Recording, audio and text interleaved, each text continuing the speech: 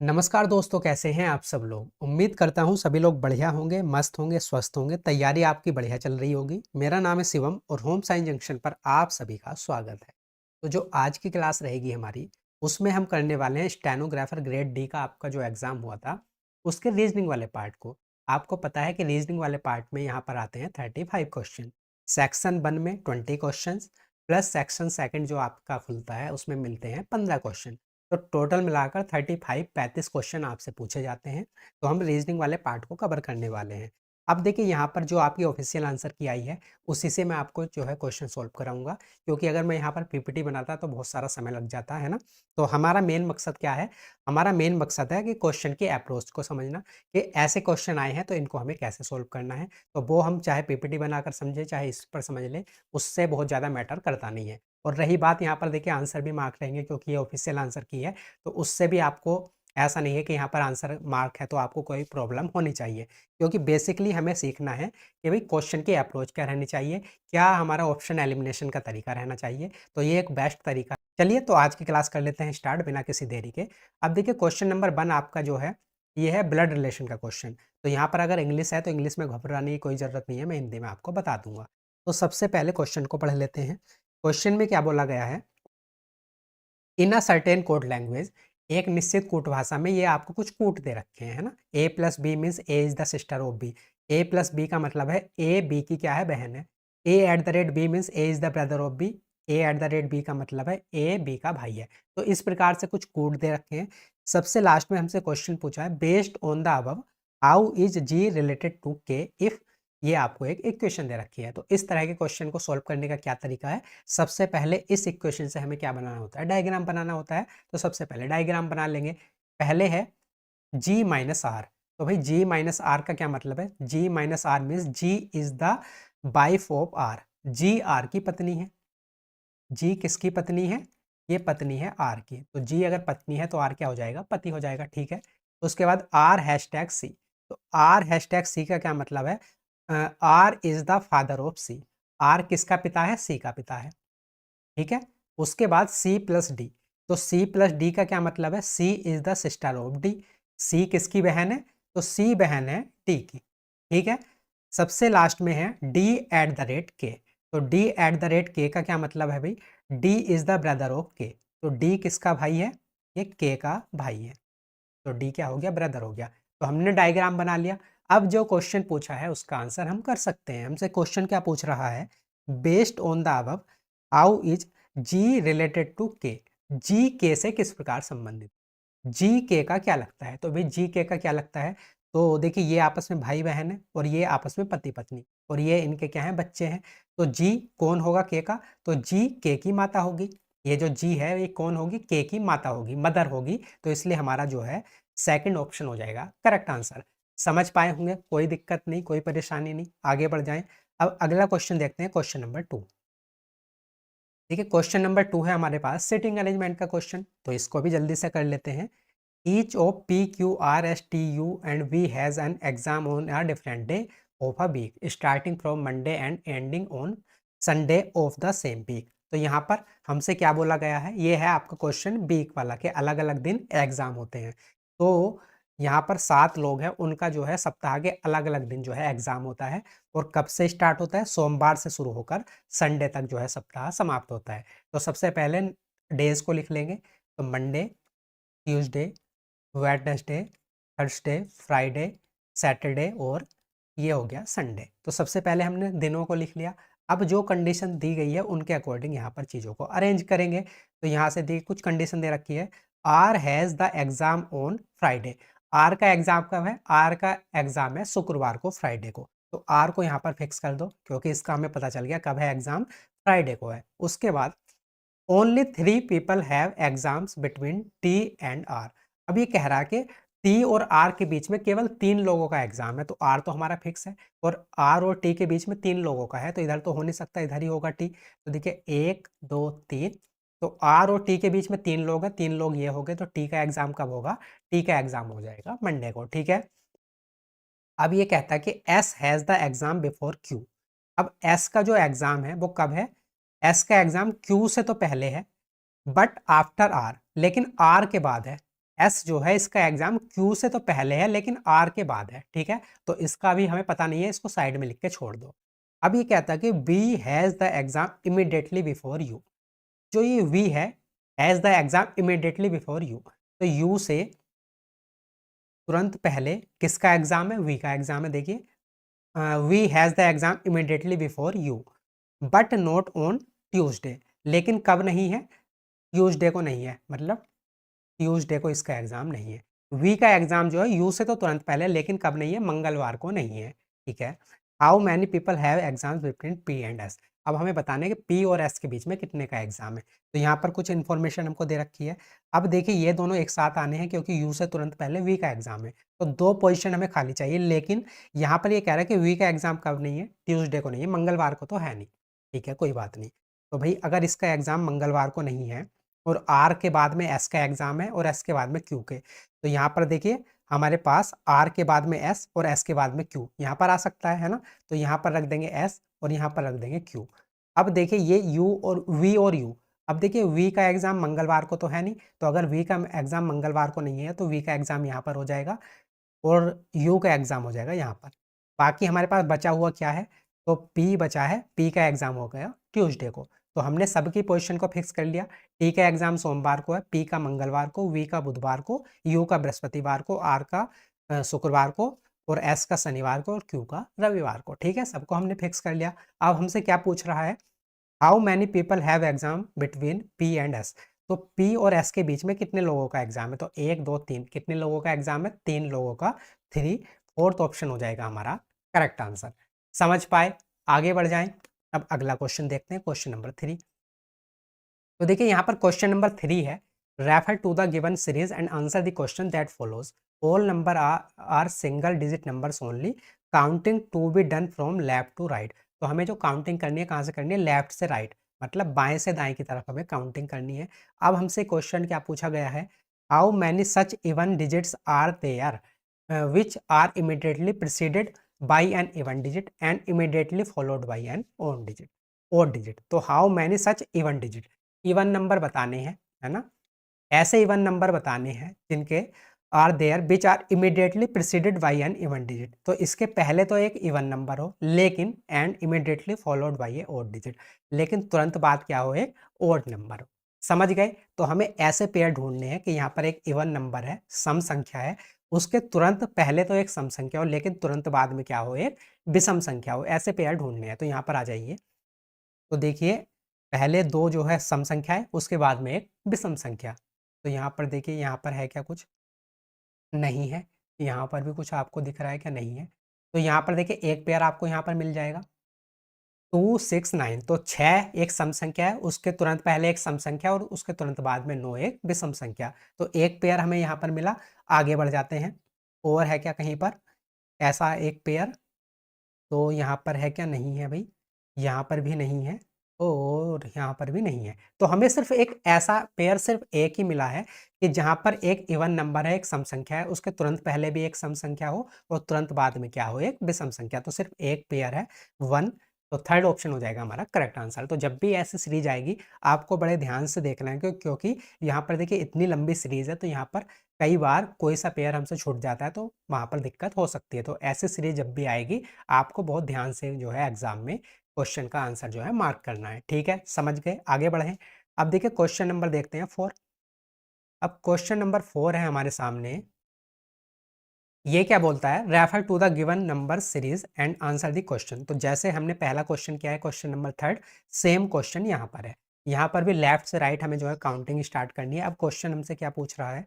How many such odd digits are there which are immediately preceded by a perfect square and immediately followed by a odd digit. तो हमें जो है एक ऐसा odd digit ढूंढना है जो जिसके पहले तुरंत पहले कौन हो? एक परफेक्ट स्क्वायर, परफेक्ट स्क्वायर हो, और परफेक्ट उसके तुरंत बाद में कौन हो? एक ओड डिजिट हो, एक ओड नंबर हो, ठीक है। तो ऐसे पेयर हमें ढूंढने हैं कि एक ओड डिजिट है, एक विषम संख्या है, उसके तुरंत पहले एक परफेक्ट स्क्वायर होना चाहिए और उसके तुरंत बाद में एक विषम संख्या होनी चाहिए। तो अब यहाँ से चीज़ें स्टार्ट करते हैं। देखिए यहाँ पर है क्या? तो यहाँ पर तो नहीं है। देखिए ये आगे बढ़ते हैं। तो ओड परफेक्ट स्क्वायर भी चाहिए, ओके। यहाँ पर है क्या? यहाँ पर भी नहीं है। उसके बाद यहाँ पर है क्या? बिल्कुल है। तो देखिए एक तो हमें पेयर यहाँ पर मिल गया। एक विषम संख्या है, उसके पहले 4 एक परफेक्ट स्क्वायर है और उसके तुरंत बाद 5 जो है एक विषम संख्या है। तो एक पेयर हमें यहाँ पर मिला। और आगे देखते हैं। आगे और है क्या भाई? यहाँ पर है क्या? नहीं है। उसके बाद यहाँ पर भी नहीं है, क्योंकि इस 6 एक जो है हमारे पास विषम संख्या नहीं है। उसके आगे बढ़ जाओ तो यहाँ पर भी आपको नहीं मिलेगा। यहाँ पर देखोगे तो यहाँ पर भी नहीं है।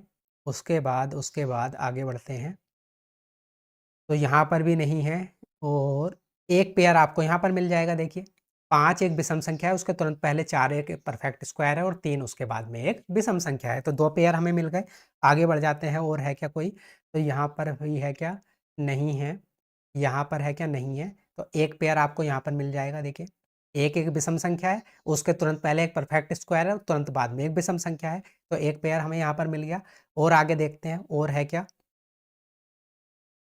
तो देखिए 3 9, लेकिन 6 एक विषम संख्या नहीं है। तो ऐसे कितने पेयर है हमारे पास? सिर्फ 3 पेयर हैं। तो इसलिए सेकंड ऑप्शन हो जाएगा हमारा करेक्ट आंसर। तो ऐसे पेयर के जहां पर विषम संख्या के तुरंत पहले एक परफेक्ट स्क्वायर हो और उसके बाद में एक विषम संख्या हो, ऐसे सिर्फ हमारे पास 3 पेयर हैं। इसलिए सेकंड ऑप्शन हो जाएगा हमारा करेक्ट आंसर। ठीक है, आगे बढ़े। अब देखिए क्वेश्चन नंबर देखते हैं 5। क्वेश्चन नंबर 5 है तो यहाँ पर है सिलोक का क्वेश्चन। क्वेश्चन में देखिए स्टेटमेंट दे रखे हैं, उसके बाद 2 कंक्लूजन दे रखे हैं। तो सबसे पहले कथन दे रखे हैं, तो कथन से हम क्या करेंगे? डायग्राम बना लेंगे। तो कथन पहला क्या है? सम डोर्स आर इंजन्स। कुछ डोर, कुछ जो दरवाजे हैं वो क्या है? इंजन है। तो सम डोर्स आर इंजन्स। ठीक है, कुछ दरवाजे क्या है? इंजन है। ठीक है। दूसरा कथन क्या है? No swings are door. कोई भी स्विंग क्या नहीं है? डोर नहीं है। कोई भी स्विंग दरवाजा नहीं है। तो ये कोई भी स्विंग क्या नहीं है? दरवाजा नहीं है। तो हमारा डायग्राम कंप्लीट है। अब आ जाओ कंक्लूजन पर, निष्कर्ष पर। तो पहला कंक्लूजन है नो स्विंग्स आर इंजन। कोई भी स्विंग क्या नहीं है? इंजन नहीं है। तो देखिए स्विंग यहाँ पर है, इंजन यहाँ पर है। स्विंग का डोर से रिलेशन है, ना कि स्विंग का इंजन से। तो अगर स्विंग और इंजन का डायरेक्ट रिलेशन कोई है ही नहीं, तो हम यहाँ पर जो ये कंक्लूजन निकलेगा ये भी क्या हो जाएगा? रॉन्ग कंक्लूजन हो जाएगा, गलत कंक्लूजन। तो पहला कंक्लूजन हो गया गलत। सेकंड कंक्लूजन पर आते हैं। सम इंजन्स आर नॉट स्विंग्स। कुछ इंजन क्या नहीं है? स्विंग्स नहीं है। तो देखिए कुछ इंजन स्विंग्स नहीं है, ये बिल्कुल सही बात है। क्यों सही बात है? देखिए ये वाला जो पार्ट है इंजन का, ये वाला जो पार्ट है इंजन का, ये क्या नहीं है? स्विंग्स नहीं है। क्यों नहीं है? क्योंकि कोई भी डोर स्विंग्स नहीं है। और ये वाला जो पार्ट है ये डोर का भी पार्ट है, कॉमन पार्ट है। तो जब कोई भी डोर स्विंग्स नहीं है तो ये वाला पार्ट भी क्या नहीं होगा? स्विंग्स नहीं होगा। तो इसलिए ये वाला जो पार्ट है इंजन का वो क्या नहीं होगा? वो स्विंग्स नहीं होगा। सम इंजन्स आर नॉट स्विंग्स। कुछ इंजन स्विंग्स नहीं है। तो ये वाले जो इंजन है वो स्विंग्स नहीं होंगे। इसलिए ये वाला कंक्लूजन हो जाएगा मेरा करेक्ट। तो ओनली कंक्लूजन सेकंड फॉलोज। हमारा कौन सा ऑप्शन हो जाएगा? थर्ड ऑप्शन हो जाएगा करेक्ट आंसर। समझ गए? आगे बढ़ जाएं। अब क्वेश्चन नंबर देखते हैं 6। क्वेश्चन नंबर 6 है हमारे सामने। तो यहाँ पर देखिए इनइक्वालिटी का ये क्वेश्चन है। यहाँ पर स्टेटमेंट दे रखा है, कथन, और उसके बाद कंक्लूजन दे रखा है। तो सबसे पहले स्टेटमेंट से पढ़ के हमें जो ये निष्कर्ष हैं ये निकालने के, कौन कौन सा निष्कर्ष हमारा निकलता है, कौन सा निष्कर्ष नहीं निकलता। तो पहला कंक्लूजन है R is greater than D. R D से बड़ा है। तो देखिए आर कहाँ पर है? यहाँ पर। डी कहाँ पर है? यहाँ पर। तो हमें बताना है कि क्या आर डी से बड़ा है। तो बिल्कुल सही बात है। क्यों सही बात है? देखिए जब भी हमारा, जैसे मुझे डी से आर तक चलना है और जब भी ये वाला सिंगल साइन आ जाए तो हम प्रेफरेंस किसको देखते हैं? इस सिंगल साइन को देते हैं। ठीक है। तो यहाँ पर इसलिए R is greater than D बिल्कुल करेक्ट हो जाएगा। तो पहला कंक्लूजन हमारा करेक्ट है। अब सेकंड कंक्लूजन पर आते हैं। के इज ग्रेटर देन वी। तो के वी से बड़ा है। तो के कहाँ पर है अभी? के यहाँ पर है और वी है यहाँ पर। अब हमें देखना है कि के और बी में क्या रिलेशन होगा। तो देखिए एक साइन यहाँ पर, देखिए ये इधर को है, और के और बी तक अगर हम चल रहे हैं तो ये वाला साइन इधर को है। तो जब भी ये वाला साइन एक दूसरे के अपोजिट आ जाता है, जैसे कि इसका मुंह इधर को खुला है, इसका मुंह इधर को, तो ये एक दूसरे के अपोजिट हो गए। या फिर इसका मुंह इधर को खुला होता है और इसका इधर का, तो ये भी एक दूसरे के अपोजिट हो जाते हैं। तो जब भी ये साइन एक दूसरे के अपोजिट आ जाए, अगर हमें के से वी तक चलना है और ये जो है एक दूसरे के अपोजिट साइन आ गए ये वाले, तो हम कोई भी कंक्लूजन नहीं निकाल पाते और वो कंक्लूजन हो जाता है रॉन्ग। तो इसलिए कौन सा कंक्लूजन सही होगा? Only conclusion first follows. केवल निष्कर्ष बन निकलता है। थर्ड ऑप्शन हो जाएगा हमारा करेक्ट आंसर। ठीक है, आगे बढ़ें। अब देखिए क्वेश्चन नंबर 7 है, ये फिर से सिटिंग अरेंजमेंट का क्वेश्चन है, बॉक्स वाला। अब ये क्या कहता है कि 7 boxes A B C D E F and G are kept one above the other. तो 7 बॉक्स एक के ऊपर एक रखे गए हैं। तो सबसे पहले नंबरिंग कर लो, 7 6 5 4 3 2 और 1। तो ये 7 बॉक्स एक के ऊपर एक रखे गए हैं, लेकिन जरूरी नहीं है कि इसी क्रम में रखे गए हो, ठीक है। अब कुछ कंडीशन हमको दे रखी है। पहली कंडीशन क्या है, only 5 boxes are capped below D. तो डी के नीचे केवल 5 बॉक्स रखे हैं। तो देखिए 1 2 3 4 5, केवल 5 रखे हैं। तो डी कहाँ पर होगा, डी यहाँ पर होगा, क्योंकि डी के नीचे केवल 5 बॉक्स रखे हैं, ठीक है। ओके, आगे आ जाओ। Only 5 boxes are capped below A. अब ये कहता है कि भाई ए के नीचे only 5 box are capped below A के नीचे केवल 5 बॉक्स रखे हैं। तो देखिए 1 2 3 4 5, है ना। तो ये कैसे गलत हो गया, only 5 boxes are capped below D, D के नीचे केवल 5 बॉक्स रखे हैं। तो देखिए 1 2 3 4, 1 2 3 4 5, बिल्कुल सही बात होगी। Only 5 boxes are kept above A. Okay okay, ये अबव है, वो बिलो था। तो ये कहता है कि ए के ऊपर केवल 5 बॉक्स रखे हैं। तो 1 2 3 4 5, तो ए कहाँ पर होगा, ए यहाँ पर होगा, क्योंकि ए के ऊपर कितने रखे हैं, केवल 5 बॉक्स रखे हैं, ठीक है। यहाँ पर बिलो था नीचे, तो यहाँ पर अबव है मतलब ऊपर, ठीक है। आगे आ जाओ। E is capped third from the bottom. तो ई कहाँ पर रखा है, नीचे से तीसरे पोजीशन पर, थर्ड फ्रॉम द बॉटम। तो ई कहाँ पर है, नीचे से तीसरी, 1 2 3, तो यहाँ पर है ई, ठीक है। F is kept immediately below B. तो बी के तुरंत नीचे कौन रखा है, एफ, है ना, अबव बी, ओके। एफ कहाँ पर है, बी के तुरंत ऊपर। F is kept immediately above B. तो बी के तुरंत ऊपर कौन रखा गया है, एफ को रखा गया है। C is not capped below जी। तो सी जो है जी के नीचे नहीं रखा गया है ना। How many boxes are capped below F. तो ये हमें बताना है कि कितने बॉक्स एफ के जो है नीचे रखे गए हैं। तो ये सारी इंफॉर्मेशन अब हमारे पास है। अब इसको यहाँ पर अरेंज करते हैं। अब देखिए एफ के तुरंत नीचे कौन है, बी रखा है। तो मतलब 2 पोजीशन हमें एक साथ खाली चाहिए। 2 पोजीशन एक साथ कहाँ पर खाली दिख रही है, यहाँ पर। तो एफ आ जाएगा यहाँ पर, बी आ जाएगा यहाँ पर। अब ये कहता है कि जी के नीचे कौन नहीं है, सी नहीं है। तो देखिए जी को हम यहाँ पर नहीं प्लेस कर सकते, क्योंकि जी के नीचे सी आ जाएगा और वो ऐसा हो नहीं सकता। तो इसलिए जी आ जाएगा यहाँ पर और सी आ जाएगा यहाँ पर। अब देखिए हमारा अरेंजमेंट बनके हो चुका है कंप्लीट। अब जो हमसे क्वेश्चन पूछा है उसका आंसर हम कर सकते हैं। How many boxes are capped below F. F के नीचे कितने बॉक्स रखे हैं। तो देखिए एफ यहाँ पर है, इसके नीचे कितने बॉक्स हैं, 1 2 3 4, 4 बॉक्स रखे हैं, 4 बॉक्स। तो हमारा जो है सेकंड ऑप्शन हो जाएगा करेक्ट आंसर, ठीक है। आगे बढ़े। अब देखिए क्वेश्चन नंबर देखते हैं 8। क्वेश्चन नंबर 8 फिर से सिटिंग अरेंजमेंट का क्वेश्चन है। यहाँ पर ये बोलता है 7 people are sitting in a row facing north. तो 7 लोग बैठे हुए हैं जिनका मुख्य द्वार है उत्तर दिशा की ओर है। Only 4 people sit to the right of F. F के दाईं ओर को केवल 4 लोग बैठते हैं। देखिए 1 2 3 4, केवल 4 लोग बैठते हैं एफ के दाईं ओर, ठीक है। Only 4 people sit to the right of F. F के दाईं ओर को केवल 4 लोग बैठते हैं। Only 3 people sit to the left of D. D के जो है बाईं ओर को केवल 3 लोग बैठते हैं। अब जो ये डी है इसके जो है बाईं ओर को कितने लोग बैठते हैं, केवल 3 लोग बैठते हैं, okay. B sits to the immediate right of E. B कहाँ पर बैठता है, बी कहाँ पर बैठता है भाई, ई के तुरंत दाईं ओर। B sits to the immediate right of E. E के तुरंत जो है दाईं ओर कौन बैठता है, B, but to the left of G. लेकिन जी के कहाँ, जी के बाईं ओर को, ठीक है। लेकिन जी के बाईं ओर को बैठता है। A sits to the right of C. A कहाँ पर बैठता है, सी के राइट को। सी के राइट को कौन बैठता है, A, but to the left of F. लेकिन एफ के जो है लेफ्ट को बाईं ओर को बैठता है। तो how many people sit to the right of E. हमें बताने के ई के दाईं ओर कितने लोग बैठते हैं। तो सारी इंफॉर्मेशन अब हमारे पास आ चुकी है। एफ की पोजीशन हमने फिक्स कर ली थी, क्योंकि एफ के दाईं ओर केवल 4 लोग बैठते हैं। अब देखिए टोटल लोग कितने हैं हमारे पास, 7। तो 4 लोग तो यहाँ पर हो गए, 5वां ये हो गया, 6 और 7, टोटल ये 7 लोग हो गए। अब देखिए हमें देखना है कि यहाँ पर हमें इनको कहाँ पर बिठाना है। तो देखिए डी के बाईं ओर को कितने लोग बैठते हैं, 3 लोग, तो डी को हमें कहाँ पर बिठाना पड़ेगा, डी को यहाँ पर प्लेस करना पड़ेगा, क्योंकि डी के बाईं ओर को 1 2 3 लोग हो गए। उसके बाद ई के दाईं ओर को बैठता है बी, ई के तुरंत दाईं ओर को बैठता है बी, और जी के जो है बाईं ओर को बैठता है बी। ई के तुरंत दाईं ओर बैठता है बी और जी के बाईं ओर बैठता है बी। तो हम इसे कहाँ पर प्लेस कर सकते हैं, अब देखिए एफ यहाँ पर है, अब देखिए एफ के जो है बाईं ओर है ए, तो एफ यहाँ पर है, बाईं ओर ए आएगा तो आ जाएगा यहाँ पर, और ए कहाँ पर है, सी के दाईं ओर, तो सी को हमें यहाँ पर प्लेस करना पड़ेगा। अब बचे हैं हमारे पास ये वाले, तो इनको हम यहाँ पर प्लेस कर देंगे, ई आ जाएगा यहाँ पर, बी आ जाएगा यहाँ पर, और जी आ जाएगा हमारा यहाँ पर। ठीक है, तो सबको प्लेस कर लिया। अब देखिए हमसे क्या पूछा है, how many people sit to the right of E, E के दाईं ओर कितने लोग बैठते हैं, तो ई हमारा यहाँ पर है, इसके दाईं ओर कितने लोग बैठते हैं, 1 2, केवल 2 लोग बैठते हैं, 2, सेकंड ऑप्शन हो जाएगा हमारा करेक्ट आंसर।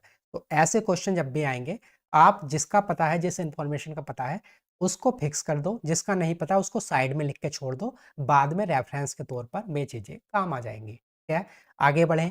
अब देखिए अगला क्वेश्चन देखते हैं, क्वेश्चन नंबर 9। क्वेश्चन नंबर 9 है, in a certain code language innocency is precious is coded as SECUOP, और इस प्रकार से कुछ हमें कोड दे रखे हैं, हमें क्या बताना है, how is precious coded in the given coded language, हमें प्रीसियस का कोड बताना है। तो भाई देखिए यहाँ पर इनोसेंसी इज प्रीसियस, एक तो सेंटेंस हमारे पास ये हो गया, दूसरा सेंटेंस क्या है, प्रोटेक्ट प्रीसियस फीलिंग्स, एक सेंटेंस हमारे पास ये हो गया। तो अब देखिए दो सेंटेंस है, दो सेंटेंस में क्या चीज हमको कॉमन दिख रही है, इनोसेंसी इज प्रीसियस और यह प्रोटेक्ट प्रीसियस फीलिंग्स। तो यहाँ पर अगर मैं देखूँ तो प्रीसियस देखिए दोनों जगह मुझको कॉमन दिख रहा है, प्रीशियस यहाँ पर भी है, प्रीशियस यहाँ पर भी है, बाकी और कोई जो है वर्ड तो कॉमन नहीं दिख रहा हमें, सिर्फ प्रीशियस ही दोनों जगह कॉमन दिख रहा है। अगर प्रीशियस दोनों जगह कॉमन है तो इसके लिए जो कोड यूज हुआ होगा वो भी दोनों जगह कॉमन होना चाहिए। तो अब देखिए इन कोड्स में देखिए क्या चीज़ आपको कॉमन दिख रही है। तो अगर आप यहाँ पर ध्यान से देखोगे तो CU और CU दोनों जगह कॉमन दिख रहा है, मतलब प्रीशियस का कोड क्या हो जाएगा, CU हो जाएगा। हमें किसका कोड बताना था, प्रीसियस का ही बताना था, तो इसका कोड क्या हो जाएगा, CU हो जाएगा, फर्स्ट ऑप्शन हो जाएगा हमारा करेक्ट आंसर। ठीक है, आगे बढ़ें। अब क्वेश्चन देखते हैं 10। अब देखिए क्वेश्चन 10 फिर से सर्कुलर सिटिंग का जो है क्वेश्चन है, सिटिंग अरेंजमेंट का क्वेश्चन है। यहाँ पर ये क्या बोलता है कि ABCDEFG मतलब 7 लोग sitting around a circular table facing to the centre, 7 लोग बैठे हैं एक गोलाकार मेज के चारों ओर, सभी का मुख की तरह केंद्र की ओर। तो सबसे पहले एक गोलाकार मेज बना लो, फिर 7 लोग बिठा दो, 1 2 3 4 5 6 7, 7 लोग हमने बिठा दिए। ठीक है, और सभी का मुख की तरह केंद्र की ओर है। अब देखिए D sits third to the right of F, D कहाँ पर बैठता है, एफ के दाईं ओर तीसरे स्थान पर। तो सबसे पहले एफ को फिक्स करो, अब एफ के दाईं ओर तीसरे स्थान पर, तो 1 2 3 कौन बैठता है, ये बैठता है डी, तो यहाँ पर इसको प्लेस कर दो। अब ये कहता है कि भाई E sits second to the right of D, E कहाँ पर बैठता है, डी के दाईं ओर को दूसरे, तो डी तो यहाँ पर फिक्स है, इसके दाईं ओर दूसरा 1 2, यहाँ पर कौन बैठता है, यहाँ पर बैठता है ई, तो ई को यहाँ पर प्लेस कर दो। B is an immediate neighbour of both F and G, B F और जी का निकटतम पड़ोसी है। तो देखिए बी एफ और जी का निकटतम पड़ोसी है, तो एफ तो यहाँ पर है, तो बी को हमें यहाँ पर रखना पड़ेगा और जी को यहाँ पर, क्योंकि हम अगर बी को यहाँ पर रखें तब यहाँ पर जी तो आ नहीं सकता, क्योंकि यहाँ पर ऑलरेडी ई है, तो इसलिए मुझे बी को इधर प्लेस करना पड़ेगा, जी को यहाँ पर, क्योंकि ये जो बी है ये एफ और जी का क्या है, निकटतम पड़ोसी है। ठीक है, C is not an immediate neighbour of D, C जो है डी का निकटतम पड़ोसी नहीं है। अगर सी डी का निकटतम पड़ोसी नहीं है तो सी को हमें कहाँ पर प्लेस करना पड़ेगा, यहाँ पर। बचा हुआ कौन है, ए आ जाएगा यहाँ पर। अब हमें क्या बताना है, how many people sit between A and C when counted from the left of A, जब हम ए के जो है बाईं ओर को काउंटिंग स्टार्ट करते हैं तो ए और सी के बीच में कितने लोग बैठते हैं, तो कितने लोग बैठते हैं भाई, 1 2 3 4 लोग बैठते हैं, फर्स्ट ऑप्शन हो जाएगा हमारा करेक्ट, जब हम ए के बाईं ओर से काउंटिंग स्टार्ट करते हैं। ठीक है, तो हमारा फर्स्ट ऑप्शन हो गया करेक्ट आंसर। आगे बढ़ें। अब देखिए अगला क्वेश्चन देखते हैं, क्वेश्चन नंबर 11। क्वेश्चन नंबर 11 है हमारे पास में, in a certain code language you are right is written as BHLODF, तो यहाँ पर and right is wrong is written as FLAGBH, how is right coded in that language, हमें किसका code बताना है, राइट का कोड बताना है। तो देखिए एक सेंटेंस आपके पास यहाँ पर है, ये है, है ना। एक सेंटेंस आपके पास क्या है, ये है। अब देखिए दोनों जगह आपको कोई वर्ड कॉमन दिख रहा होगा, तो यहाँ पर देखिए यू आर राइट और राइट इज रॉन्ग में क्या कॉमन दिख रहा है आपको, राइट कॉमन दिख रहा है यहाँ पर भी और यहाँ पर भी। अगर दोनों जगह राइट कॉमन है तो इसके लिए जो कोड यूज हुआ होगा, जो कोड यूज हुआ होगा, वो भी दोनों जगह कॉमन होना चाहिए। तो देखिए यहाँ पर क्या कोड कॉमन है, तो अगर आप ध्यान से देखोगे आपको एक कोड कॉमन दिखाई देगा और वो कोड क्या है, वो कोड है भाई बी एच। देखिए यहाँ पर भी बी एच है और यहाँ पर भी बी एच है। कहने का मतलब ये है जो राइट का कूट हो जाएगा वो क्या हो जाएगा, राइट का कूट हो जाएगा बी एच। तो हमारा कौन सा ऑप्शन हो जाएगा, फोर्थ ऑप्शन हो जाएगा करेक्ट आंसर। ठीक है, तो ऐसे क्वेश्चन में सबसे पहले देखो आपसे क्या पूछ रहा है, उसी के अकॉर्डिंग जो है आप अपना एक्ट करेंगे। ठीक है, आगे बढ़ जाएं। अब देखिए क्वेश्चन नंबर 12 है, तो यहाँ पर देखिए फिर से सिटिंग अरेंजमेंट का क्वेश्चन है। देखिए अरेंजमेंट वाले कितने क्वेश्चन आपसे पूछे गए हैं, यहाँ पर 7 बॉक्सेस जो है are kept one above the other but not necessarily in the same order. तो 7 बॉक्स रखे गए हैं एक के ऊपर एक। तो सबसे पहले नंबरिंग कर लो, 7 6 5 4 3 2 और 1। तो यहाँ पर सबसे पहले हमने नंबरिंग कर ली। अब जो क्वेश्चन में कंडीशन है उसके अकॉर्डिंग चीज़ों को अरेंज करेंगे। Only J is capped above you, तो केवल जे रखा है ऊपर किसके, यू के। केवल जे यू के ऊपर है तो यू आ जाएगा यहाँ पर और जे आ जाएगा यहाँ पर, क्योंकि केवल जे यू के ऊपर है। ठीक है, only 2 boxes are kept between U and K. अब ये कहता है कि भाई यू और के बीच में केवल 2 बॉक्स हैं, तो यू तो यहाँ पर फिक्स है 1 2, तो के कहाँ पर आ जाएगा, के आ जाएगा हमारा यहाँ पर। ठीक है, only L is kept below M, केवल एल को एम के नीचे रखा गया है। तो एम को हमें कहाँ पर प्लेस करना पड़ेगा, यहाँ पर, और एल को यहाँ पर, क्योंकि केवल एल को एम के नीचे रखा गया है। ठीक है, W is not kept immediately above के। अब ये कहता है कि डब्ल्यू को तुरंत के ऊपर नहीं रखा गया है, तो अगर डब्ल्यू को के तुरंत ऊपर नहीं रखा गया है तो डब्ल्यू को हमें कहाँ पर प्लेस करना पड़ेगा, यहाँ पर। अब बचा हुआ कौन है, बचा हुआ है भाई जे हो गया क्या, हाँ बिल्कुल हो गया, के भी हो गया है, एल भी हो गया, एम भी हो गया, यू भी हो गया, वी बचा है, तो वी को हम प्लेस कर देंगे यहाँ पर। ठीक है, तो सबकी पोजीशन फिक्स है। अब जो पूछा है उसका आंसर आप कर सकते हो। How many boxes are kept between V and L, तो वी और एल के बीच में कितने जो है बॉक्स रखे गए हैं, तो वी कहाँ पर है, वी यहाँ पर है, एल यहाँ पर है, इन दोनों के बीच में कितने बॉक्स हैं, केवल 2 बॉक्स हैं। तो हमारा जो है फोर्थ ऑप्शन हो जाएगा करेक्ट आंसर। आसान है, आगे बढ़ें। अब देखिए क्वेश्चन नंबर 13 है हमारे सामने। Select the pair which follows the same pattern as that followed by the two set of pair given below, both pair follow the same pattern. तो यहाँ पर आपको देखिए सिमिलर सेट वाला ये क्वेश्चन है, 2 पेयर दे रखे हैं आपको, जो रिलेशन यहाँ पर होगा सेम रिलेशन यहाँ पर होगा और सेम रिलेशन हमें यहाँ पर जो है फाइंड आउट करना है। तो इसके लिए मैंने आपको क्या तरीका बता रखा है, सबसे पहले सिर्फ लास्ट वाला लेटर चेक करो, तो 4 और प्लस 4 कितना हो जाएगा 8, ऐसे यहाँ पर 12 प्लस 4 कितना हो जाएगा 16, तो प्लस 4 का गैप है लास्ट वाले लेटर में, यहाँ पर और यहाँ पर, यहाँ पर और यहाँ पर। अब सेम जो है हम यहाँ पर चेक करेंगे, तो देखिए 8 प्लस 5, यहाँ पर प्लस 5 का गैप है, यहाँ पर 18 और ये कितना हो गया प्लस 5 23, यहाँ पर 8 प्लस 4 12 और यहाँ पर 20 प्लस 4 24। तो यहाँ पर तो देखिए 2 ऑप्शन हमारे एलिमिनेट हो गए, ये तो हो नहीं सकता, ये भी नहीं हो सकता, क्योंकि प्लस 5 का गैप है। लेकिन 2 ऑप्शन में अभी भी हम फंस गए, तो अब क्या करेंगे, अब एक काम करो आप, या तो फर्स्ट वाले लेटर को चेक कर लो या बीच वाले लेटर को चेक कर लो। तो अगर मैं फर्स्ट वाले लेटर को चेक करूँ तो देखिए यहाँ पर है कितना, कलर चेंज कर लेते हैं एक बार। तो यहाँ पर देखिए कितना है, वी की वैल्यू कितनी होती है 22 और जेड की 26, तो 22 प्लस 4 26, ऐसे ही 4 प्लस 4 8, तो ऐसे ही प्लस 4 का गैप होना चाहिए।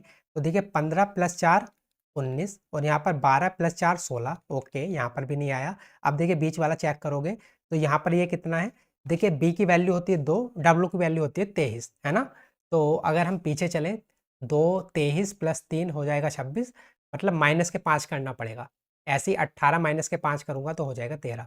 देखिए 18 माइनस के 5 करेंगे तो हो जाएगा 13 और यहाँ पर 2 है, 2 माइनस के 5 करेंगे तो मिलेगा क्या मुझे डब्लू, मतलब बीच वाले लेटर में मुझे माइनस के 5 करना पड़ेगा। तो यहाँ पर देखिए 7 है, 7 में से अगर आप 5 माइनस करोगे तो यहाँ पर आना चाहिए 2, और 2 वैल्यू किसकी होती है, बी की, जबकि यहाँ पर सी है तो इसलिए रॉन्ग हो जाएगा। ऐसे यहाँ पर 8 है, 8 में से अगर आप माइनस के 5 करोगे तो कितना मिलेगा 3, और 3 किसकी वैल्यू होती है? सी की। तो यहाँ पर सी है, इसलिए हमारा फोर्थ ऑप्शन हो जाएगा करेक्ट आंसर। समझ पाए कैसे करना है? तो देखिए हमने सबसे पहले लास्ट वाला लेटर चेक किया, उससे केवल 2 ऑप्शन हमारे एलिमिनेट हो पाए। उसके बाद जो फर्स्ट वाला लेटर चेक किया, उससे भी हमारा जो है आंसर नहीं आया। तो हमें अल्टीमेटली तीनों लेटर यहाँ पर चेक करने पड़ गए, है ना? तो अगर तीनों लेटर चेक करने पड़ेंगे तो तीनों भी चेक कर सकते हैं, लेकिन अगर हमारा एक लेटर चेक करके ही काम बनता है, तब हम सिर्फ एक लेटर को चेक करेंगे। ठीक है, समझ गए? आगे बढ़ जाएँ। अब देखिए अगला क्वेश्चन देखते हैं, क्वेश्चन नंबर 14। ये देखिए फिर से ब्लड रिलेशन का क्वेश्चन है। तो सेम काम करना है क्या कि सबसे पहले जो ये आपको इक्वेशन दे रखी है, इससे डायग्राम बना लेंगे। तो सबसे पहला काम है डायग्राम बनाना। तो यहाँ पर इक्वेशन क्या है? Z hashtag E. तो जेड हैशटैग ई का क्या अर्थ है? Z is the sister of E. Z E की बहन है। ये जो जेड है, ये किसकी बहन है? ई की बहन है। ठीक है, ई प्लस आर। तो ई प्लस आर का क्या मतलब है? E is the daughter of R. E किसकी पुत्री है? ये आर की डॉटर है, आर की पुत्री है। ठीक है, उसके बाद R at the rate T. तो R at the rate T का क्या मतलब है? R is the father of T. R किसका पिता है? ये आर पिता है टी का। आर फादर हो गया, पिता हो गया। ठीक है, टी माइनस वाई। तो टी माइनस वाई का क्या मतलब है? T is the son of Y. T Y का पुत्र है। ये जो टी है, ये किसका पुत्र है? अगर ये पुत्र है तो ये क्या हो जाएगी? वाई इसकी माता हो जाएगी, और ये आपस में क्या हो जाएंगे? पति पत्नी। ठीक है, तो हमारा डायग्राम बन के कंप्लीट हो गया। अब हमसे क्या पूछ रहा है? Based on the above how is Z related to Y. Z Y से किस प्रकार संबंधित है? जेड वाई का क्या लगता है? तो क्या लगता है भाई? जेड क्या है? एक फीमेल कैंडिडेट है, ये तो बिल्कुल क्लियर सी बात है। और देखिए ये दोनों आपस में पति पत्नी है, और ये क्या है? बच्चे हैं। तो जेड वाई की क्या लगी? जेड वाई की क्या लगी? पुत्री लगी, या फिर कहें हम डॉटर लगी। फोर्थ ऑप्शन हो जाएगा हमारा करेक्ट आंसर। समझ गए? आगे बढ़ें। अब देखिए अगला क्वेश्चन देखेंगे, क्वेश्चन नंबर 15। एक क्वेश्चन नंबर 15 फिर से देखिए इनइक्वालिटी का क्वेश्चन है। यहाँ पर स्टेटमेंट दे रखे हैं, उसके बाद कंक्लूजन दे रखे हैं। तो सबसे पहले पहला निष्कर्ष क्या है? T is greater then P. T P से बड़ा है। तो देखिए टी यहाँ पर है, और पी कहाँ पर है? पी यहाँ पर है। तो T is greater then P. तो देखिए टी से जब हम पी की तरफ चलेंगे, तो देखिए इस वाले साइन का मुंह इधर खुला हुआ है, इस वाले साइन का मुंह इधर खुला हुआ है, मतलब ये एक दूसरे के अपोजिट हो गए। और जब भी ये साइन एक दूसरे के अपोजिट हो जाए, तो हम कोई भी कंक्लूजन नहीं निकाल पाते। तो ये वाला कंक्लूजन हो जाएगा मेरा रॉन्ग। अब सेकंड वाले निष्कर्ष पर आते हैं। Q is greater then S। Q S से बड़ा है। तो देखिए Q है यहाँ पर, S है यहाँ पर। अब ये कहता है कि Q S से बड़ा है, तो बिल्कुल सही बात है। क्यों सही बात है भाई? देखिए Q बराबर है R। तो अगर मैं R की जगह को Q ही लिख दूं तो कोई प्रॉब्लम है? कोई प्रॉब्लम नहीं है। अब ये कहता है कि Q S से बड़ा है, तो बिल्कुल सही बात है। Q देखिए S से बड़ा है, तो इसलिए सेकंड वाला जो कंक्लूजन है वो हो जाएगा मेरा करेक्ट। तो only conclusion second is true. Fourth option हो जाएगा हमारा करेक्ट आंसर। ठीक है, आगे बढ़ें। अब देखिए अगला क्वेश्चन देखते हैं, क्वेश्चन नंबर 16। क्वेश्चन नंबर 16 क्या है भाई? ये बोलता है in a certain code language choose your subject. को ये लिख रहे हैं। ओके, सारी कहानी को छोड़ दो। सबसे पहले देखो आपसे क्या पूछ रहा है, how is subject coded in the given language. हमें बताना है कि सब्जेक्ट के लिए क्या कोड यूज होगा। तो एक जो सेंटेंस है वो हमारे पास ये है। दूसरा सेंटेंस हमारे पास क्या है? Subject of conversations. ठीक है, तो एक सेंटेंस हमारे पास ये है, दूसरा सेंटेंस हमारे पास ये है। हमें किसका कोड बताना है? सब्जेक्ट का। तो देखिए सब्जेक्ट आपको दोनों जगह कॉमन दिख रहा होगा, यहाँ पर भी और यहाँ पर भी।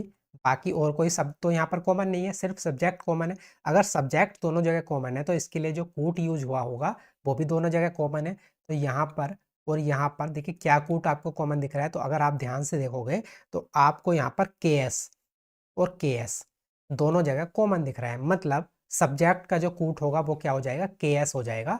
और हमें सब्जेक्ट का ही कूट बताना था, तो के एस सेकेंड ऑप्शन हो जाएगा हमारा करेक्ट आंसर। तो देखिए आसान है, आगे बढ़े। अगला क्वेश्चन देखते हैं, क्वेश्चन नंबर 17। अब क्वेश्चन नंबर 17 है हमारे पास। तो फिर से यहाँ पर देखिए दो पेयर आपको दे रखे हैं, एक तो ये वाला है और एक ये वाला है। अब हमें बताना है कि कौन सा ऑप्शन सही होगा।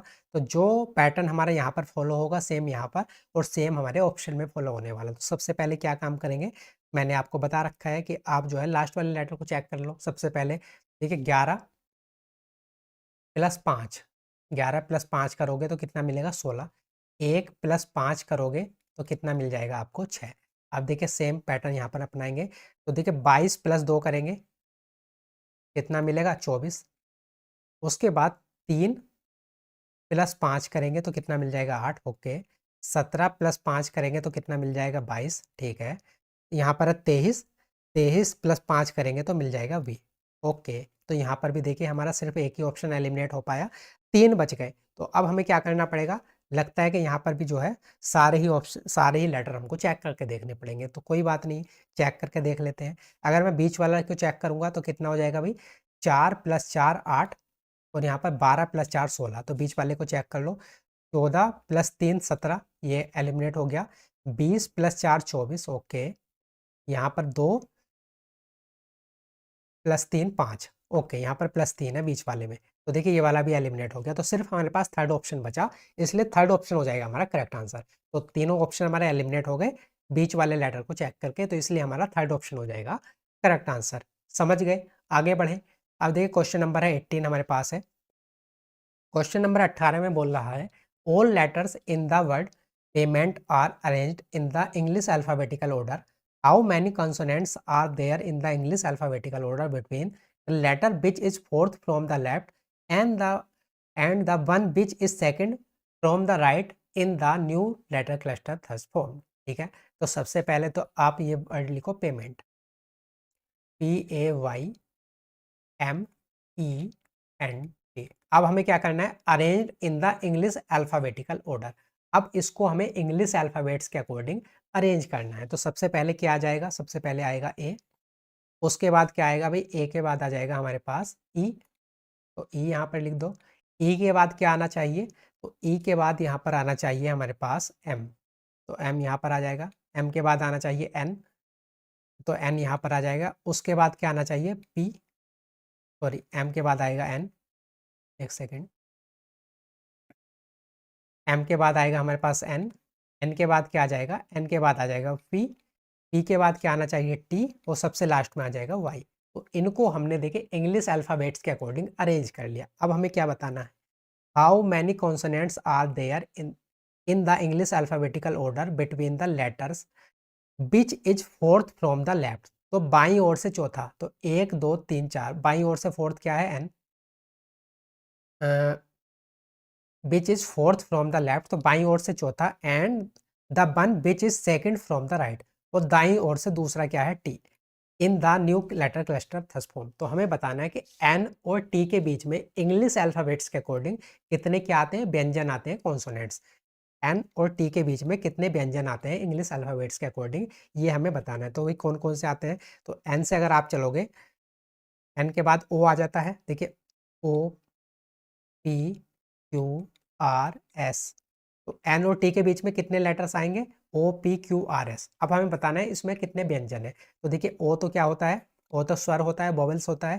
पी क्यू आर एस, तो कितने लेटर जो कॉन्सोनेंट्स है, व्यंजन है एन और टी के बीच में, वो कितने हैं, 4 हैं। तो इसलिए हमारा सेकंड ऑप्शन हो जाएगा करेक्ट आंसर। समझ पाए, आगे बढ़े। अब देखिए क्वेश्चन नंबर देखते हैं 19। क्वेश्चन नंबर 19 हमको क्या दिख रहा है भाई, all letter in the word climate are arrange in the English alphabetical order, और how many letters are there in the English alphabetical order between the letter which is third from the. तो same question है जैसे हमने question number 18 किया है। तो सबसे पहले तो यहाँ पर लिख लेते हैं क्लाइमेट, CLIMATE, तो ये वाला वर्ड लिख लिया। अब इसको हमें किस में, इंग्लिश अल्फ़ाबेट्स के अकॉर्डिंग जो है अरेंज करना है। तो सबसे पहले क्या आ जाएगा ए के बाद क्या आना चाहिए भाई सी, तो सी आ जाएगा। सी के बाद क्या आएगा, सी के बाद आ जाएगा ई, तो ई यहाँ पर लिख दो। ई के बाद क्या आना चाहिए, तो ई के बाद आना चाहिए देखिए एल, ई के बाद सॉरी आई आ जाएगा, तो आई आ जाएगा यहाँ पर। आई के बाद आ जाएगा एल, एल के बाद आएगा एम, और सबसे लास्ट में आ जाएगा टी। तो इनको हमने इंग्लिश अल्फ़ाबेट्स के अकॉर्डिंग अरेंज कर लिया है। अब हमें क्या बताना है, how many letters are there in English alphabetical order between the letter which is third from the left. तो बाईं ओर से तीसरा ई है ना, third from the left, third from the left, and the one which is second from the right, तो दाईं ओर से दूसरा, in the new letter cluster. तो हमें बताना है कि भाई ये जो हमारे वर्ड है ई और एम, इनके बीच में इंग्लिश अल्फ़ाबेटिकल ऑर्डर के बीच में जो है, अगर हम इंग्लिश अल्फ़ाबेटिकल ऑर्डर के अकॉर्डिंग देखें तो ई और एम के बीच में कितने लेटर आते हैं, ये हमें बताना है। तो ई की वैल्यू कितनी होती है 5, एम की वैल्यू होती है 13। तो 5 में से 13 माइनस करोगे कितना मिलेगा 8, और 8 के गैप में कितने लेटर होते हैं, एक कम, कितने हो जाएंगे 7 हो जाएंगे, इसलिए सेकंड ऑप्शन हो जाएगा हमारा करेक्ट आंसर। तो ई और एम के बीच में टोटल कितने लेटर्स होंगे, 7 लेटर होंगे, हमारा जो है सेकंड ऑप्शन होगा करेक्ट आंसर। ठीक है, आगे आ जाओ क्वेश्चन नंबर 20। अब देखिए क्वेश्चन नंबर 20 फिर से श्लोक का क्वेश्चन है, यहाँ पर स्टेटमेंट है उसके बाद कंक्लूजन। तो सबसे पहले आप स्टेटमेंट को, कथन को पढ़ेंगे। कथन क्या है, सम पैरेट्स आर मिरर्स, कुछ तोते क्या हैं, शीशे हैं। तो यहाँ पर सम पैरेट्स आर मिरर्स, ठीक है। सम बॉक्सेस आर मिरर, और ये कहता है कि कुछ बॉक्सेस क्या हैं, शीशे हैं, मिरर हैं, कुछ बॉक्सेस मिरर हैं। ठीक है, तो डायग्राम हमारा कंप्लीट है स्टेटमेंट के अकॉर्डिंग। अब कंक्लूजन पर आ जाओ, निष्कर्ष पर। तो पहला निष्कर्ष है ऑल बॉक्सेस आर पैरोट्स। तो यहाँ पर जो सारे के सारे बॉक्स हैं वो क्या है, पैरेट है। सारे के सारे जो बॉक्स हैं वो पैरेट है। तो देखिए यहाँ पर पैरेट और बॉक्स का कोई भी डायरेक्ट रिलेशन नहीं है, डायरेक्ट रिलेशन नहीं है, तो ये वाला कंक्लूजन हो गया हमारा गलत। अब सेकंड कंक्लूजन है नो पैरेट्स आर बॉक्सेस, कोई भी पैरेट क्या नहीं है, बॉक्सेस नहीं है। तो सेम वही वाली बात आ गई। देखिए पैरेट और बॉक्स का जब डायरेक्ट रिलेशन है ही नहीं, तो इसके बारे में हम कोई भी कंक्लूजन, कोई भी निष्कर्ष नहीं निकाल सकते।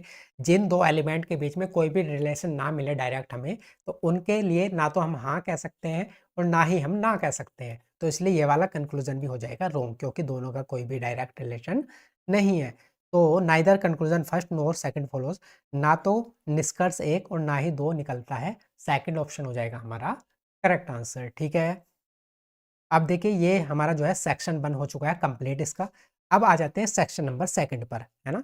तो यहाँ पर 20 क्वेश्चन हमने कर लिए। अब सेक्शन सेकंड में 15 क्वेश्चन हो रहे हैं, उनको हम कर लेते हैं। ठीक है,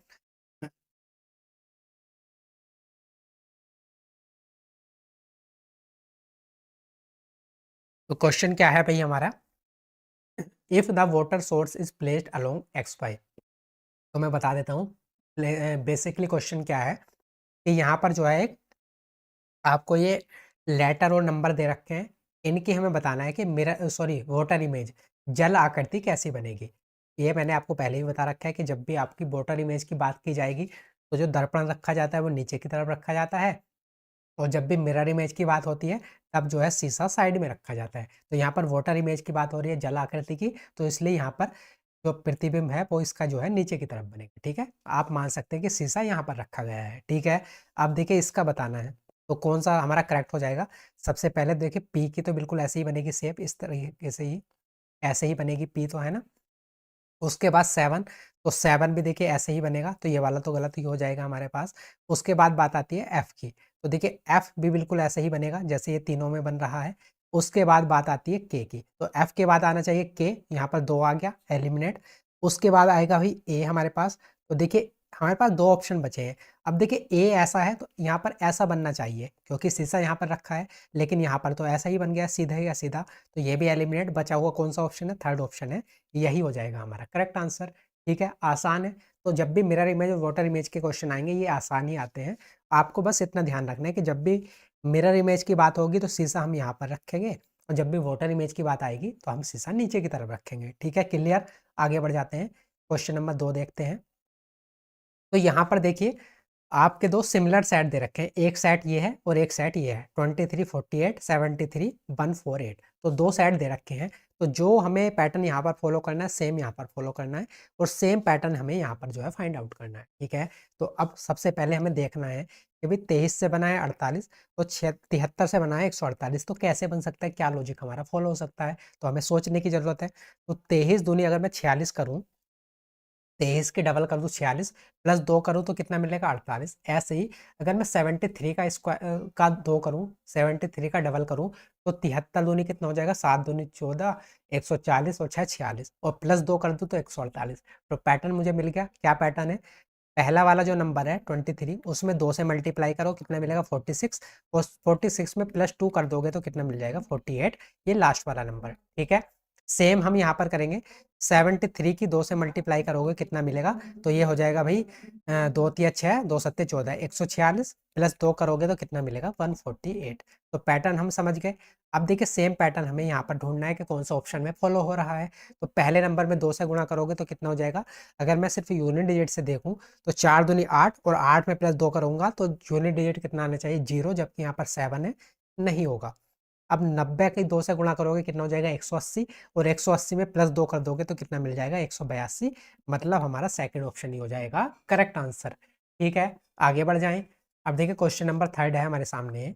यहाँ पर क्या बोला गया है, each of the digits in the number is arrange in ascending order from left to right. तो लेफ्ट से राइट जो है हमें असेंडिंग ऑर्डर, असेंडिंग ऑर्डर का मतलब होता है बढ़ता हुआ क्रम, आरोही क्रम। पहले सबसे छोटी संख्या, उसके बाद उससे बड़ी संख्या, उसके बाद उससे बड़ी संख्या। तो असेंडिंग ऑर्डर होता है बढ़ता हुआ, पहले सबसे छोटी फिर सबसे लास्ट में सबसे बड़ी संख्या। ठीक है, तो इनको जो है हमें असेंडिंग ऑर्डर में अरेंज करना है, लेफ्ट टू राइट, बाएं से दाईं ओर। Which of the following digit will be fourth from the right. तो सबसे पहले तो एक काम करो, इस नंबर के डिजिट्स को लिखो 7 4 5 6 2 8 2। तो ये हमें डिजिट्स दे रखी थी। अब हमें इन्हें क्या करना है, असेंडिंग ऑर्डर में अरेंज करना है। तो सबसे पहले क्या आ जाएगा भाई, सबसे पहले आ जाएगा 2, उसके बाद फिर से 2 आ जाएगा, उसके बाद क्या आना चाहिए 4, उसके बाद आ जाएगा 5 6 7 और 8। तो इनको हमने असेंडिंग ऑर्डर में अरेंज कर लिया है बढ़ते हुए क्रम में। अब हमसे क्या क्वेश्चन पूछा है, विच of the following digits will be fourth from the right. तो दाईं ओर से चौथी डिजिट कौन सी होगी ये हमें बताना है। तो 1 2 3 4, फोर्थ डिजिट क्या हो जाएगी 5 हो जाएगी। तो हमारा जो है थर्ड ऑप्शन हो जाएगा करेक्ट आंसर। ठीक है, आगे बढ़ें। अब देखिए क्वेश्चन नंबर 4 है हमारे सामने। तो यहाँ से फिर से सिमिलर सेट वाला क्वेश्चन आपसे पूछा है। यहाँ पर एक सेट ये दे रखा है, एक सेट ये दे रखा है। तो हमें बताना है कि जो रिलेशन इन दोनों में फॉलो हो रहा होगा, कौन सा वही जो सेम रिलेशन है कौन से ऑप्शन में फॉलो होगा। तो अगर आप यहाँ पर देखोगे तो भाई अगर मैं यहाँ से देखूँ तो 56 में से अगर मैं माइनस के 3 करूँ तो कितना मिलेगा मुझे 53। ऐसे ही 41 में से माइनस के 3 करूंगा तो मुझे मिलेगा 38, है ना। तो यहाँ पर देख लेते हैं, 63 में से माइनस के 3 करोगे तो 60, 80 में से माइनस के 3 करोगे तो कितना मिलेगा 77, जबकि यहाँ पर 78 है, एलिमिनेट हो गया। 18 में से अगर आप माइनस के 3 करोगे तो मिलेगा 15, जबकि यहाँ पर 16 है, एलिमिनेट हो गया। 28 में से माइनस के 3 करोगे तो यहाँ पर मिलेगा 25, जबकि यहाँ पर 26 है, एलिमिनेट हो गया। तो कौन सा ऑप्शन बचा है, फर्स्ट ऑप्शन बचा है, यही हो जाएगा हमारा करेक्ट आंसर। ठीक है, आगे आ जाओ। अब देखिए क्वेश्चन नंबर 5 है। यहाँ पर फिर से वाटर इमेज का क्वेश्चन आपसे पूछ लिया गया है। आपको बताना है कि इस जो क्वेश्चन फिगर है इसकी जल आकृति कैसे बनेगी। तो यहाँ पर ये एक आप मान सकते हैं कि प्रतिबिंब रखा गया है। तो इसकी जो जल आकृति है वो कैसे बनेगी, कुछ इस प्रकार से बनेगी, है ना, ऐसे। ये वाला हो गया और लास्ट में फिर ये वाला बॉक्स बन जाएगा नीचे, है ना। और ये ऐसे कुछ इस प्रकार से आपकी जो है इसकी वाटर इमेज बनेगी। अब देख लो ये वाली वाटर इमेज कहाँ पर बन रही है। तो ये तो बड़ा आसान है भाई, देखिए यहाँ पर आपको दिख रहा होगा ये वाली जो इमेज है देखिए बिल्कुल ऐसी बन रही है ना। तो इसलिए हमारा फोर्थ ऑप्शन हो जाएगा करेक्ट आंसर, सॉरी हाँ, फोर्थ ऑप्शन हो जाएगा करेक्ट। आगे आ जाओ। अब देखिए क्वेश्चन नंबर 5 है हमारे सामने मैथमेटिकल ऑपरेशन का। तो यहाँ पर हमें इससे क्या पूछा है, what will come in place of question mark in the following question if plus and minus are interchange and multiply and divide are interchange. तो हमें बताना है कि इस क्वेश्चन मार्क के स्थान पर क्या आएगा जब हम प्लस को माइनस से चेंज कर देते हैं और गुणा को भाग से चेंज कर देते हैं। तो यहाँ पर मुझे लगता है कि आपको इंग्लिश और हिंदी में कोई भी प्रॉब्लम नहीं आ रही होगी, क्योंकि मैं अगर यहाँ पर इंग्लिश में है तो चीज़ें आपको हिंदी में भी बता रहा हूँ। और यहाँ पर इंग्लिश और हिंदी का कोई मतलब बनता भी नहीं है, यहाँ पर प्लस माइनस है। तो यहाँ पर तो चाहे इंग्लिश में लिखो हिंदी में कोई दिक्कत नहीं है। और यहाँ पर रही बात इसकी, तो मैंने इंटरचेंज का आपको बता दिया कि बदल दिया जाता है, प्लस को माइनस से बदला जाएगा और गुणा को भाग से बदला जाएगा। और वैसे भी आपको पता है कि भाई आपके जो है पेपर में 35 नंबर की तो इंग्लिश आनी ही आनी है, एक सेक्शन तो इंग्लिश का आएगा भी। तो थोड़ी बहुत इतनी इंग्लिश तो आप कर सकते हैं, उसमें दिक्कत नहीं आनी चाहिए। ठीक है, क्योंकि 35 नंबर वहाँ पर भी तो आपको लाने हैं। अब देखिए यहाँ पर जो क्वेश्चन में दे रखा है उसके अकॉर्डिंग चीज़ों को हम चेंज करते हैं। तो यह है 99 डिवाइड बाई 3। तो देखिए भाग को किससे चेंज करना है, गुणा से। तो सबसे पहले क्वेश्चन के अकॉर्डिंग इक्वेशन को चेंज करके लिख लेते हैं। 99 यहाँ पर आ जाएगा गुणा 3, प्लस को माइनस से करना है तो माइनस 92, गुणा को भाग से करना है तो यह आ जाएगा भाग 2, माइनस को प्लस से तो प्लस 63, गुणा को भाग से तो भाग 3, माइनस को प्लस से तो प्लस 15, गुणा को भाग से तो ये हो जाएगा भाग 5, और प्लस को माइनस से तो यहाँ आ जाएगा -69 बराबर क्वेश्चन मार्क। तो नई इक्वेशन ये आ गई। अब इसको सोल्व कर लो, बड़ी लंबी सी इक्वेशन है, कोई बात नहीं। सबसे पहले देखिए आप अगर यहाँ पर चीज़ों को देखोगे ध्यान से तो भाई देखिए सबकी यूनिट डिजिट मुझको अलग अलग दिख रही है, सिर्फ अगर मैं यूनिट डिजिट पर भी फोकस करूँ तब भी मेरा आंसर आ सकता है। तो देखिए 3×27 यूनिट डिजिट आ जाएगी यहाँ से 7 माइनस, अब देखिए 2×4 = 8 और 2×12, तो यहाँ से यूनिट डिजिट कितनी आ जाएगी 6 प्लस, अब देखिए 3×2 = 6, 3×3, तो यहाँ से यूनिट डिजिट कितनी आ गई 1 प्लस 5 से 15 को भाग करोगे यूनिट डिजिट कितनी आ जाएगी 3, है ना। उसके बाद माइनस के यहाँ से यूनिट डिजिट कितनी आई 9। अब देखिए प्लस प्लस वालों को एक साथ कर लो, माइनस माइनस वालों को एक साथ कर लो, तो जब आप जो है 7, ये देखिए प्लस वाले हैं तो 7 + 1 8, 8 और ये हो गया 3 11, तो यहाँ से यूनिट डिजिट कितनी आई 1 प्लस वालों की। अब माइनस वालों को एक साथ कर लो, तो देखिए 6 और 9, तो 9 6 15, यहाँ से यूनिट डिजिट कितनी आई 5, तो 11 में से 5 माइनस करोगे तो कितना आ जाएगा 6 आ जाएगा। मतलब जो यूनिट डिजिट आनी चाहिए वो 6 आनी चाहिए। 6 कहाँ पर है, सिर्फ आपको फर्स्ट ऑप्शन में दिख रही है, तो इसलिए फर्स्ट ऑप्शन हो जाएगा हमारा करेक्ट आंसर। ठीक है, अगर आपको ऐसे प्रॉब्लम लग रही है तो आप इसको पूरी कंप्लीट मल्टीप्लाई भी कर सकते हैं। 99 की आप 3 से मल्टीप्लाई करोगे कितना आएगा, 3×27 2, 3×27 और 2 29, कितना आ गया 297 माइनस, यहाँ से 2 से 92 को भाग करोगे 46 प्लस 63 को 21 से भाग करोगे 21 प्लस 15 को 5 से भाग करोगे 3 माइनस के 69। ठीक है, तो आप ऐसे भी कर सकते हो कंप्लीट लिख के भी, और मैंने देखा कि यहाँ पर मेरे जो है इकाई अंक यूनिट डिजिट सब में अलग अलग है, तो मैंने उससे कर लिया। ठीक है, कोई दिक्कत नहीं है, आगे बढ़ जाएं। अब देखिए अगला क्वेश्चन देखते हैं, क्वेश्चन नंबर 7।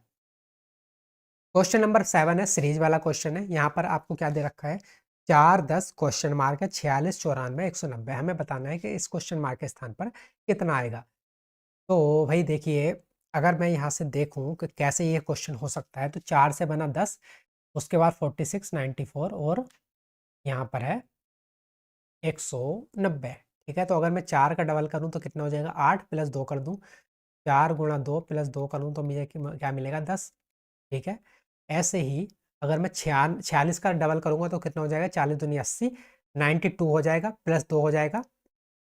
ठीक है ठीक है, और यहाँ पर अगर मैं 94 का डबल करूँ तो कितना हो जाएगा, 9 दूनी 18, 180 और 8 88। ठीक है ठीक है ठीक है, तो पैटर्न हम समझ गए ना। पैटर्न क्या है, पहले नंबर में 2 से मल्टीप्लाई प्लस 2। पैटर्न क्या है, जैसे यहाँ पर लिख लेते हैं अलग से, 4 10 क्वेश्चन मार्क है, यहाँ पर 46 है, 94 है और 190 है, ये है ना। हमें बताना है क्वेश्चन मार्क के स्थान पर आएगा, तो पैटर्न क्या है भाई, गुणा 2 प्लस 2, तो 4 दूनी 8 प्लस 2 करोगे क्या मिल जाएगा 10। ऐसे ही आगे है 10 गुणा 2 प्लस 2, तो 10 दूनी 20, 20 प्लस 2 करोगे तो यहाँ पर कितना आना चाहिए 22। ऐसे ही आगे भी यही पैटर्न फॉलो होगा, गुणा 2 प्लस 2, तो 22 दूनी 44, 44 प्लस 2 करोगे 46। ऐसे ही यहाँ पर भी पैटर्न फॉलो होगा, गुणा 2 प्लस 2, सेम पैटर्न यहाँ पर फॉलो होगा, गुणा 2 प्लस 2। तो पैटर्न हम समझ गए ना, मल्टीप्लाई बाई 2 प्लस 2, तो यहाँ पर हमारा क्वेश्चन मार्क के स्थान पर कितना आ जाएगा, 22 आ जाएगा, हमारा जो है सेकंड ऑप्शन हो जाएगा करेक्ट आंसर। ठीक है, आगे आ जाएं। अब देखिए क्वेश्चन नंबर 8 देखते हैं, तो यहाँ से फिर से मैथमेटिकल ऑपरेशन का क्वेश्चन है। हमें यहाँ पर क्या बताना है, in the following equation if divide and minus are interchange and multiply and plus are interchange, तो यहाँ पर क्या करना है हमें चेंज, भाग को माइनस से और गुणा को प्लस से, प्लस को गुणा से, गुणा को प्लस से, भाग को माइनस से, माइनस को भाग से, इनको आपस में इंटरचेंज करना है, बदल लेना है। तो सबसे पहले बदल के इक्वेशन लिख लेते हैं, 117। अब देखिए डिवाइड को चेंज करना है माइनस से, तो यहाँ पर माइनस के 13, उसके बाद है प्लस, प्लस को किससे चेंज करना है मल्टीप्लाई, तो यहाँ पर हो जाएगा 6, गुणा को किससे चेंज करना है प्लस से, तो यहाँ पर हो जाएगा +9, उसके बाद है माइनस, तो माइनस को चेंज करना है भाग से, तो यहाँ पर हो जाएगा भाग 3, लास्ट में गुणा, तो गुणा को प्लस से करना है तो +11, प्लस को गुणा से तो गुणा हो जाएगा कितना 15, और भाग को किससे करना है माइनस, तो माइनस के हो जाएगा 5, और माइनस को भाग से तो यहाँ हो जाएगा भाग 5 बराबर क्वेश्चन मार्क। तो अब नई इक्वेशन आ गई, इसको सोल्व कर लो। तो जब हम इसको सोल्व करेंगे भाई तो कितना आ जाएगा, देखिए यूनिट डिजिट से नहीं करेंगे क्योंकि 2 की यूनिट डिजिट सेम है, हम फंस सकते हैं, तो हमें इसको पूरा ही सोल्व करना पड़ेगा। तो 17 117 माइनस 13 छंग कितना हो जाएगा 78 78, प्लस 9 को 3 से भाग करोगे कितना आ जाएगा 3, प्लस 11 की 15 से गुणा करोगे कितना आ जाएगा 11 पंजे 55, 5 11 और 5 कितना हो जाएगा 16, 165 माइनस 5 की 5 से भाग करोगे कितना आ जाएगा 1 बराबर क्वेश्चन मार्क। अब देखिए यहाँ पर ये माइनस के है और यहाँ पर माइनस के, तो ये कितना हो जाएगा माइनस का 79 और प्लस के कितने हो जाएंगे, तो प्लस प्लस वाले को जोड़ लो, 117 + 3 कितना हो जाएगा 120, तो 120 + 165 कितना हो जाएगा भाई 5 8 तो 285 आ गया प्लस का, और माइनस के कितना है 79। ठीक है, इसको हटा देते हैं यहाँ से। तो 285 प्लस का माइनस का 79 बराबर क्वेश्चन मार्क। अब देखिए 15 में से 9 माइनस करेंगे कितना आ जाएगा 6, यहाँ पर बचा 7, 7 में से 6 माइनस, सॉरी 7 में से 7 माइनस करेंगे 0, और यहाँ पर 2, तो 206 आ जाएगा क्वेश्चन मार्क के स्थान पर। हमारा जो है सेकंड ऑप्शन हो जाएगा करेक्ट आंसर। ठीक है, आगे बढ़ें। अब देखिए क्वेश्चन नंबर 9 है, यहाँ पर फिर से मैथमेटिकल ऑपरेशन का है। हमें यहाँ पर भी क्या करना है, if plus and minus are interchange और गुणा और भाग आर इंटरचेंज, तो प्लस और माइनस को बदलना है, गुणा और भाग को बदलना है। तो ये हो जाएगा 222, गुणा और भाग को तो देखिए भाग 2, प्लस और माइनस तो यहाँ पर प्लस 224, भाग को किससे बदलना था, गुणा से, तो गुणा 2, माइनस को बदलना है प्लस से तो प्लस 10, भाग को गुणा से तो गुणा 5, प्लस को माइनस से, तो ये आ जाएगा भाई माइनस के 10 बराबर क्वेश्चन मार्क। अब इसको सोल्व कर लो, 2 से इसको भाग करोगे कितनी बार चला जाएगा, 111 बार, प्लस 224 दूनी कितना हो जाएगा 448, प्लस 10 पंजे 50, और माइनस के 10 बराबर क्वेश्चन मार्क। अब देखिए यहाँ पर देखिए 50 में से 10 माइनस करोगे 40, तो यहाँ पर कितना हो जाएगा, जब आप इसमें जोड़ दोगे 448 प्लस 111 प्लस 40, तो ये हो जाएगा 8 और 1 9, 4 4 8 और 1 9, 4 और 1 5, 599 हमारा जो है सेकंड ऑप्शन हो जाएगा करेक्ट आंसर। ठीक है, आगे बढ़ जाएं। अब देखिए क्वेश्चन नंबर देख लेते हैं 10। क्वेश्चन नंबर 10 है, if I stands for plus, J stands for multiply. तो यहाँ पर देखिए मैथमेटिकल ऑपरेशन के कितने क्वेश्चन लगातार पूछे गए हैं, है ना। तो यहाँ पर सबसे पहले चेंज कर लेंगे 96। अब देखिए जे स्टैंड्स फॉर मल्टीप्लाई, तो जे का मतलब क्या है, गुणा, तो गुणा 5, उसके बाद है के, तो के का क्या मतलब है अभी, तो के स्टैंड्स फॉर डिवाइड, तो यहाँ पर आ जाएगा भाग 3, उसके बाद है आई, तो आई स्टैंड्स फॉर प्लस, तो प्लस आ जाएगा 65, लास्ट में है एल, तो एल स्टैंड्स फॉर माइनस, तो यहाँ पर आ जाएगा माइनस के 43, उसके बाद है जे, तो जे स्टैंड्स फॉर मल्टीप्लाई, तो गुणा आ जाएगा 2, उसके बाद है आई, तो आई स्टैंड्स फॉर प्लस, तो प्लस आ जाएगा कितना 55, और लास्ट में है J, J stands for, J stands for multiply, तो गुणा आ जाएगा 4 बराबर क्वेश्चन मार्क। तो अब इसको हमें सोल्व करना है, तो सोल्व कर लेंगे। तो देखिए सबसे पहले बोर्डमास रूल के अकॉर्डिंग सबसे पहले डिवाइड को सोल्व करते हैं, उसके बाद मल्टीप्लाई को। तो ये कितना हो जाएगा 5/3, तो इसको हम कैसे लिख सकते हैं 96 गुणा 5, और देखिए बटे में सबसे पहले 3, तो 3 से कितनी बार चला जाएगा, 3 3 9, 3 दूनी 6, और 32 पंजे, तो 5 दूनी 10, 5 या 15 और 1 16, 160। तो इसको सोल्व करके, इस पूरे को सोल्व करके कितना आया 160 आ जाएगा हमारे पास। ठीक है, 160 आ गया। ठीक है, अब आ जाएगा प्लस 65, है ना, माइनस 43 की 2 से गुणा करोगे तो 40 दूनी 80, 6 86, 86, प्लस 55 की 4 से मल्टीप्लाई करोगे तो 4 पंजे 20, 4 पंजे 20 और 2 22, 220 बराबर क्वेश्चन मार्क। अब देखिए यहाँ पर ये माइनस का है, बाकी सब प्लस के हैं। तो एक काम करो, सबसे पहले प्लस वाले को जोड़ लो, तो 5, उसके बाद 2, प्लस 6 8, 8 प्लस 6 14, 4 बचा 1, 1 और 1 2, और 2 4, 445 माइनस के 86 बराबर क्वेश्चन मार्क।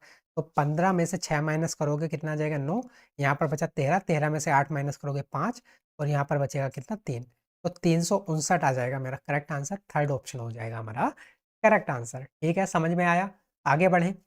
अब देखिए अगला क्वेश्चन है क्वेश्चन नंबर 11।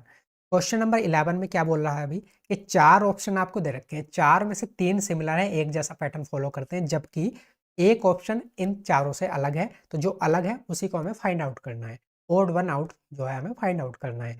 तो सेम तरीका अपनाएंगे। सबसे पहले देखिए लास्ट वाले लेटर को चेक कर लो, 3 प्लस 4 7, 21 प्लस 4 25, 18 प्लस 4 22, और यहाँ पर 9 प्लस 5 14। तो हमने देखा कि शुरू के तीनों ऑप्शन में लास्ट के लेटर में प्लस 4 प्लस 4 प्लस 4 है, जबकि जो फोर्थ ऑप्शन है उसमें लास्ट वाले लेटर में कितना है प्लस 5 है। तो यही वाला फोर्थ ऑप्शन इन तीनों से अलग है, इसलिए यही हो जाएगा हमारा करेक्ट आंसर। ठीक है, आगे बढ़ जाओ। क्वेश्चन नंबर 12 है। अब देखिए क्वेश्चन नंबर 12 में हमें बताना है क्वेश्चन मार्क के स्थान पर क्या आएगा। तो क्या आएगा भाई, तो अगर आप यहाँ पर देखोगे ध्यान से, तो यहाँ पर क्या हो रहा है, प्लस माइनस के 10 होता हुआ चल रहा है। 67 माइनस के 10 57, 57 माइनस के 10 47, 47 माइनस के 10 37, 37 माइनस के 10 27, तो 27 माइनस के 10 करेंगे कितना आ जाएगा 17। तो हमारा जो है सेकंड ऑप्शन हो जाएगा करेक्ट। तो कितना आसान था, आगे बढ़ जाएं। अब देखिए फिर से यही क्वेश्चन है कि 4 ऑप्शन आपको दे रखे हैं, 4 में से 3 सिमिलर हैं, 1 अलग है। जो अलग है उसी को फाइंड आउट करना है, तो सेम पैटर्न अपनाएंगे। सबसे पहले आप एक काम करो, लास्ट वाले लेटर को चेक करो। तो यहाँ पर देखिए 6 + 5 11 19, यहाँ पर है 19 + 6 कितना हो जाएगा 25, ठीक है। यहाँ पर 13 + 6 कितना हो जाएगा 19, यहाँ पर 21, तो 21 + 5 करोगे 26, फिर से ए से काउंटिंग स्टार्ट, तो यहाँ पर भी कितने का गैप है +6 का। तो हमने देखा कि देखिए लास्ट वाले लेटर में हमारे तीनों ऑप्शन में +6 +6 +6 का गैप है, जबकि फर्स्ट ऑप्शन में कितने का गैप है +5 का गैप है। तो फर्स्ट वाला ऑप्शन इन तीनों से अलग हो गया, इसलिए यही हो जाएगा हमारा करेक्ट आंसर। आपको बाकी के लेटर चेक करने की जरूरत नहीं है। तो यहाँ पर मैटर नहीं करता कि आंसर यहाँ पर मार्क है, आपको बस अप्रोच समझनी है, ठीक है। आगे बढ़ जाए।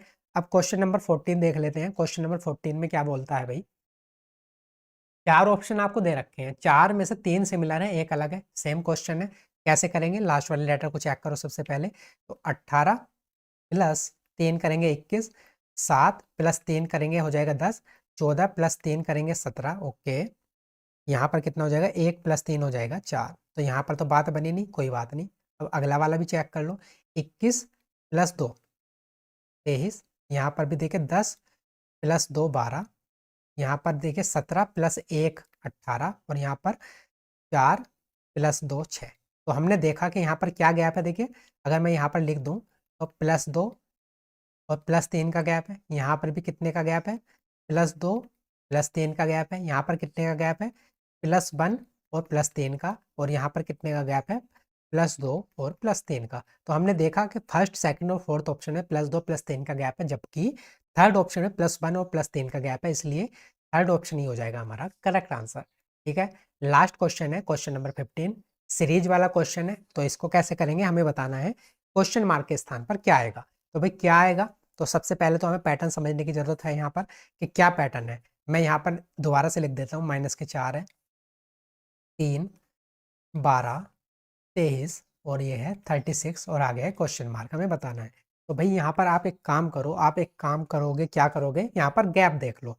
तो सबसे पहले अगर आप यहाँ पर गैप देखोगे तो कितने का गैप है, यहाँ पर देखिए सबसे पहले -4 है, तो ये पूरे हो जाएंगे 4 और +3 7, तो यहाँ पर +7 का गैप है। यहाँ पर कितने का गैप है, +9 का। यहाँ पर देखिए 12 दूनी 24 +11 का गैप है। यहाँ पर कितने का गैप है, तो यहाँ पर गैप है +13 का, ठीक है। तो आप गैप समझ के 7 9 11 13, तो आगे कितने का गैप होगा, +15 का गैप होगा। तो 36 + 15 कितना हो जाएगा, तो ये हो जाएगा 40 51 51 हो जाएगा। तो क्वेश्चन मार्क के स्थान पर क्या आ जाएगा, 51 आ जाएगा। तो हमारा कौन सा ऑप्शन है, सेकंड ऑप्शन हो जाएगा करेक्ट आंसर, ठीक है। समझ पाए। तो यहाँ पर देखिए हमने 35 क्वेश्चन कर लिए।